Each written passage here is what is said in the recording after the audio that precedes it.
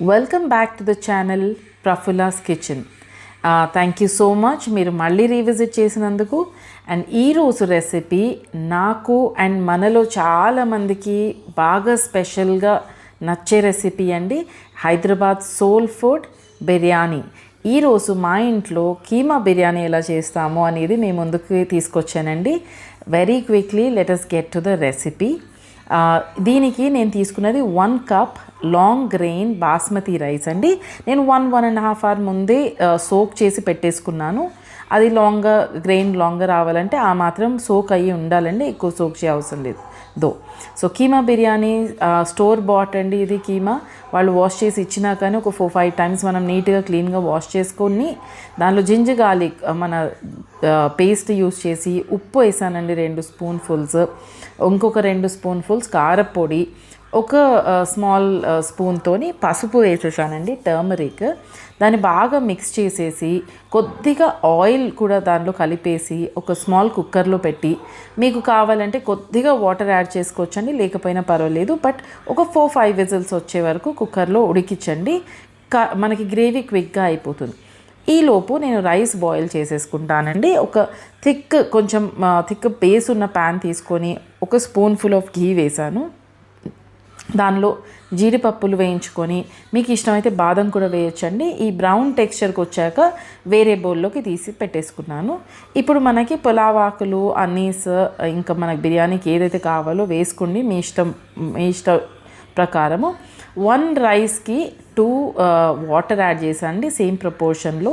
Water boil అయిన తర్వాత కొద్దిగా సాల్ట్ యాడ్ చేసి దానిలో మనం సోక్ చేసి పెట్టుకున్న రైస్ గ్రెయిన్స్ అయితే యాడ్ చేసేసాను. దాన్ని ఊరికి తిప్పేసేదండి. అంటే ఒక్కసారి మనం మిక్స్ చేసి ప్రాపర్గా, అంటే మనం ఇందాక వేసిన లీవ్స్ అవన్నీ ఆ వాటర్ సాల్ట్ అంతా కలిసేలాగా ఒకసారి బిగినింగ్లో తిప్పేసుకొని అలా పక్కన లో ఫ్లేమ్లో దాన్ని ఉడకనివ్వండి. ఎక్కువ తిప్పేస్తే రైస్ గ్రెయిన్స్ విరిగిపోతాయి. సో ఇప్పుడు స్టార్ ఇంగ్రీడియంట్ అండి మనకి ఫ్రైడ్ ఆనియన్స్ ఇలా చాప్ చేసుకొని లో మిడ్ ఫ్లేమ్లో ఆయిల్ని కడాయిలో పెట్టేసుకొని నేను ఫ్రై చేసేసుకుంటున్నాను. మనం గుర్తుంచుకొని మర్చిపోకుండా వేయాల్సిన ఇంగ్రీడియంట్ దీనిలో షుగర్ అండి. ఒక స్పూన్ఫుల్ ఆఫ్ షుగర్ వేయండి. మనకి ఆనియన్స్ చక్కగా క్యారమెలైజ్ అయ్యి చక్కగా ఇలాగ గలగల సౌండ్ వస్తాయండి. అవి కొంచెం ఆరిపోయిన తర్వాత తీసి ఒక వేరే ప్లేట్లో ట్రాన్స్ఫర్ చేసుకుంటున్నాను. అది ఆరబెట్టడానికి పెట్టినప్పుడు మీరు కొద్దిగా దూరంగా పెట్టండి, అదంతా ఇట్లా ముద్దలాగా పెట్టేసేయకుండా. అప్పుడు చక్కగా మనకి ఆరిపోయి రెడీ అయిపోతాయండి.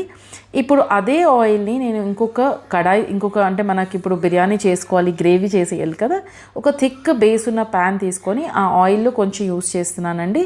ఆనియన్స్ ఫ్రై చేసాం కదా, చక్కటి ఫ్లేవర్ ఉంటుంది ఆ ఆయిల్కి, మంచి అరోమా కూడా ఉంటుందండి. కొద్దిగా సెగ సరిపోయిందో లేదో చూసుకొని కొద్దిగా హీట్ అయిన తర్వాత ఆనియన్స్ యాడ్ చేసేసాను.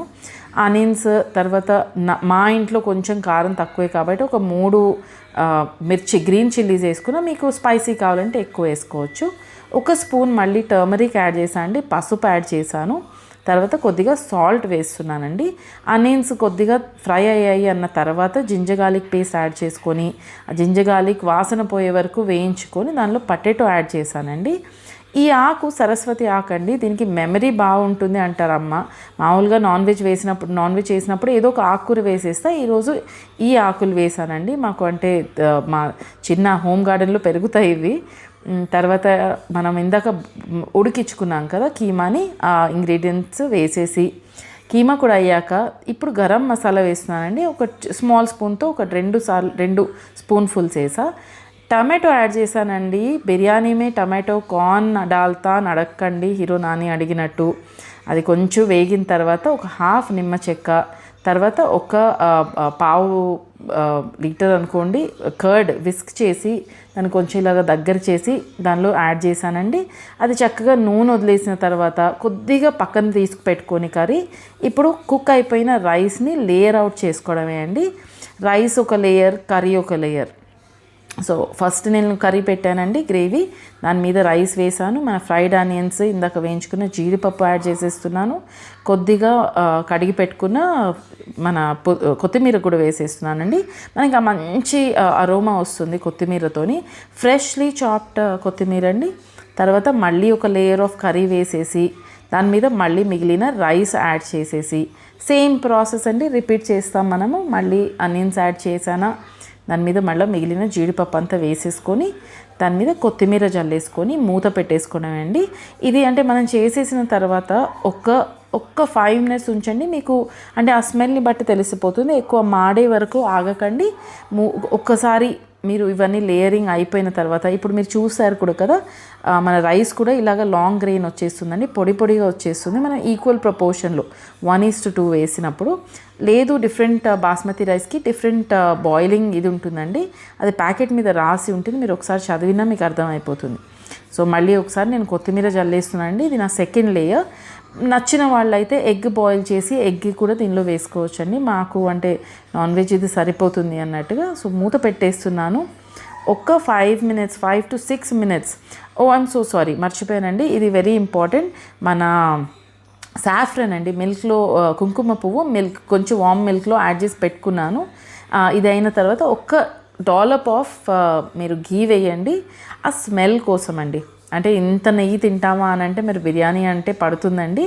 మూత పెట్టేసి మధ్యలో మీకు చెప్పినట్టు ఒక 5-6 మినిట్స్ తర్వాత ఒక్కసారి మూత తెరిచి చూడండి, ఆ స్మెల్కి మీకు అర్థమైపోతుంది రెడీ అని. సర్వ్ చేసుకొని తినేసేయడమేనండి. Thank you for watching.